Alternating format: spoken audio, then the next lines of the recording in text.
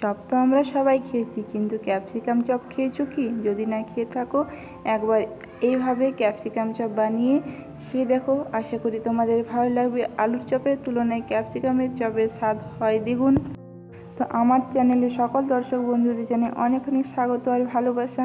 তো চলো ভিডিওটি শুরু করা যায়। কিভাবে আমি ক্যাপসিকাম চপ বানালাম।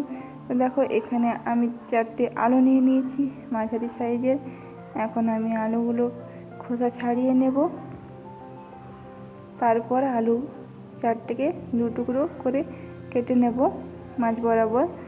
তারপর আমি ভালো করে আলু ধুয়ে আর সেদ্ধ হতে দেব। তো আমার চ্যানেলে নতুন বন্ধু হয়ে থাকলে চ্যানেলটি সাবস্ক্রাইব করে দিয়ে আমার পাশে থেকো, আর বেল আইকনটি প্রেস করে দিও, যাতে নতুন ভিডিও ছাড়ার সঙ্গে সঙ্গে তোমাদের কাছে খুব সহজেই পৌঁছে যায়। তো দেখো, আলুগুলো ধুয়ে আমি সেদ্ধ হতে দিয়েছি। এখন 1 চামচ লবণ দিয়ে ঢাকা দিয়ে দিলাম। তো এখন আমি 4টে ক্যাপসিকাম কেটে নেব 2 টুকরো করে। ক্যাপসিকামের সাইডে যেহেতু আমার ছোটো, সেই জন্য আমি 2 টুকরো করে কেটে নেব। তোমাদের ক্যাপসিকামের সাইডে যদি বড় হয় তাহলে তোমরা 4 টুকরো করতে পারো। তো দেখো, আমি এখন ক্যাপসিকামটা ভালো করে পরিষ্কার করে নিচ্ছি মাঝ বরাবর কেটে। আর ক্যাপসিকামটা পরিষ্কার করে নিচ্ছি, ভিতরে যে বিচি আছে সেগুলো কিন্তু রাখা যাবে না। এটাকে ভালো করে পরিষ্কার করে নিতে হবে। দেখো আমি কীভাবে পরিষ্কার করে নিচ্ছি, তোমরা এভাবে পরিষ্কার করে নেবে। ভিতরে যা কিছু ছিল সব কিছু দেখো বার করে দিলাম। তো আবারও একটা এভাবে কেটে নিচ্ছি। 4টি ক্যাপসিকামই আমি এভাবে কেটে নেব। দেখো কেটে নিয়েছি। একটা ক্যাপসিকাম একটু বড় ছিল, ওটাকে আমি 4 ভাগে কেটে নিয়েছি। তো এখন আমি ক্যাপসিকামগুলো জল দিয়ে ভালো মতো ধুয়ে নিচ্ছি আরও একবার।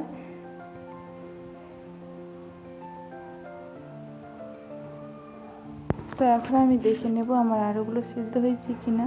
তো আলুটা আমার 80% সেদ্ধ হয়েছে। তা এই পর্যায়ে আমি দিয়ে দেবো কেটে ধুয়ে নেওয়া ক্যাপসিকামটা একটু সেদ্ধ করে নিতে হবে 2 মিনিট মতো। খুব একটা সেদ্ধ করার প্রয়োজন নেই, একটু ভাপিয়ে নিলেই হবে। তো দেখো, এখন আমি দিয়ে দিলাম আলুর মধ্যে ক্যাপসিকামটা। আলুটা পুরোপুরি সেদ্ধ হয়ে গেল আর ক্যাপসিকামটাও একটু সেদ্ধ হয়ে গেল।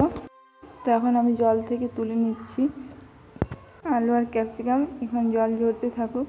ততক্ষণে আমি দেখো এদিকে একটা ব্যাটার বানিয়ে নিচ্ছি। তো এখানে আমি দিয়ে দিলাম 2 চামচ মতো বেসন, বড় চামচের 2 চামচ বেসন দিলাম। আর দেবো 1 চামচ চালের গুঁড়ি। তো 2 চামচ বেসন আর 1 চামচ চালের গুঁড়ি। এখন দিয়ে দিচ্ছি 1/2 চামচ মতো লবণ। আর এর সঙ্গে দিয়ে দেবো গুঁড়ো মশলা, হলুদ গুঁড়ো, জিরে গুঁড়ো আর ধনে গুঁড়ো।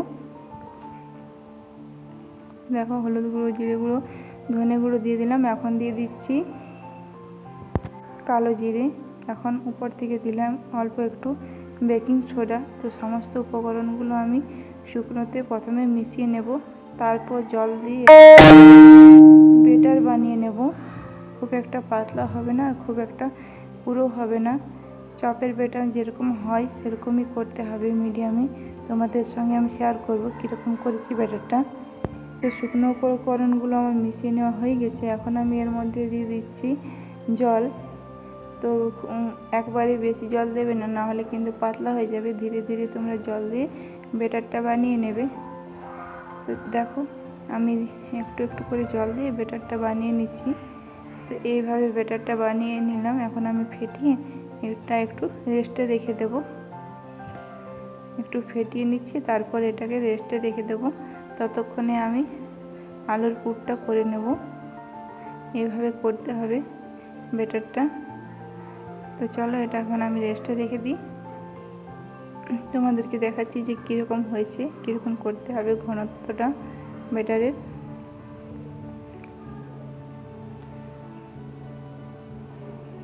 তো এখন আমি বানিয়ে নেব চপের জন্য যে আমাদের পুর লাগবে সেটা। তো দেখো, কড়াইয়ের মধ্যে দিয়ে দিলাম সরষের তেল, উপর থেকে দিয়ে দিলাম গোটা জিরে।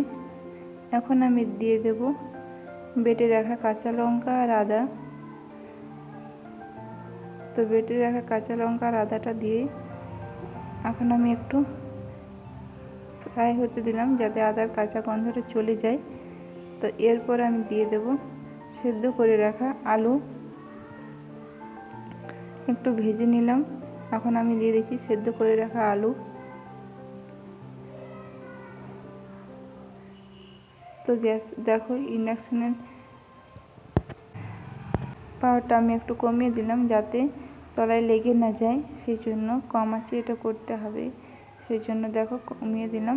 এখন আমি এর উপর দিয়ে দেব লবণ। যেহেতু আলুটা আমাদের লবণ দিয়ে সেদ্ধ করা আছে, সেই বুঝে লবণটা দিতে হবে। তো আমি এখন অল্প পরিমাণে লবণ দিয়েছি। উপর থেকে দিলাম জিরে গুঁড়ো, হলুদ গুঁড়ো, এখন দিয়ে দিচ্ছি ধনে গুঁড়ো,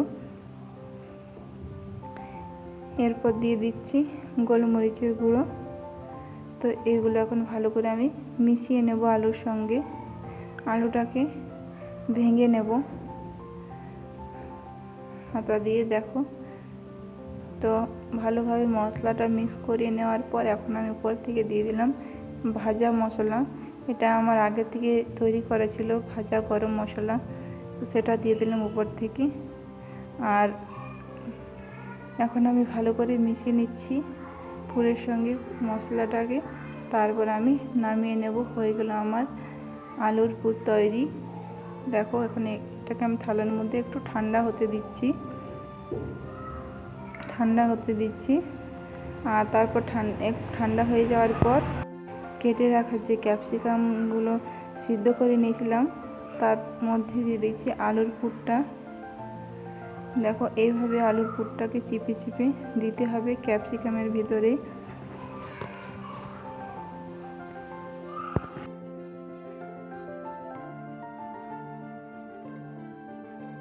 দেখো, আরও একটা তোমাদেরকে দেখালাম কিভাবে দিলাম। তো এইভাবে সবকটা পুর দিয়ে দিলাম ক্যাপসিকামের উপর থেকে। তো এখন আমি কড়াইতে দিয়ে দিলাম তেল গরম হতে। তো তেলটা গরম হোক, আমি একটু বেসনটা ততক্ষণে আরও একবার ফেটিয়ে নিই। দেখো, বেসনটা একবার ফেটিয়ে নিলাম, এভাবে ঘনত্ব হয়েছে। তো এখন আমি এর মধ্যে দিয়ে দেব পুর ভরে রাখা ক্যাপসিকাম। তো বেসনের সঙ্গে ভালো করে মাখিয়ে নিতে হবে আর গরম তেলে ছেড়ে দিলাম। তো তেলটা ভালো মতো গরম করতে হবে। দেখো, এইভাবে একটু লাল লাল করে ভেজে তুলে নিলাম। তো আমাদের তৈরি হয়ে গেল ক্যাপসিকাম চপ রেসিপি। তো আমার ভিডিওটা তোমাদের কেমন লাগলো অবশ্যই কমেন্টের মাধ্যমে জানিও। আর চ্যানেলে নতুন বন্ধু হয়ে থাকলে চ্যানেলটি সাবস্ক্রাইব করে দিয়ে আমার পাশে থেকে বেল আইকনটি প্রেস করে দিও। বন্ধুরা, ভিডিওটি লাইক করতে ভুলবে না। আর যদি ভিডিওটি ভালো লাগে তাহলে বন্ধুদের সঙ্গে শেয়ার করে দিও। তোমাদের একটা লাইক আর একটা কমেন্ট আমাদের ভিডিও বানাতে অনেকটাই উৎসাহ করে। চলো, ভিডিওটি আজ এই পর্যন্তই রাখছি। সকলে ভালো থেকো, সুস্থ থেকো, সাবধানে থেকো। দেখা হবে একটা নতুন ব্লগে। টাটা বন্ধুরা।